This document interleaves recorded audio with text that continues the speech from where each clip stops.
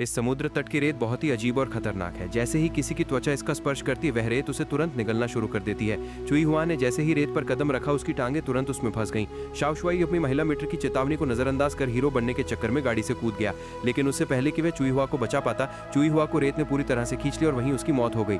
शाओशुआई खुद भी नहीं बच पाया, उसका आधा चेहरा रेत में समा गया और देखते ही देखते वह भी धीरे धीरे गायब हो गया। आखिर ये सब हो क्या रहा था? कल ही तो यहाँ एक जबरदस्त पार्टी चल रही थी, सभी लोग मस्ती में थे। मोटे लड़के को तो एक विशाल जीव भी मिला था जिसे वह भूनकर खाने की सोच रहा था, लेकिन एक रात की नींद के बाद वहां मौजूद दर्जनों लोगों में से अब केवल कुछ ही बचे हैं। बाकी लोग शायद उस रहस्यमयी रेत राक्षस के पेट में समा चुके हैं। अब बचे हुए लोग आपस में बातचीत करते हैं। मदद के लिए मोबाइल फोन जरूरी है जो गाड़ी की डिक्की में रखा है, लेकिन वहां तक पहुंचना बहुत ही खतरनाक है क्योंकि पूरे रास्ते में रेत ही रेत फैली हुई है।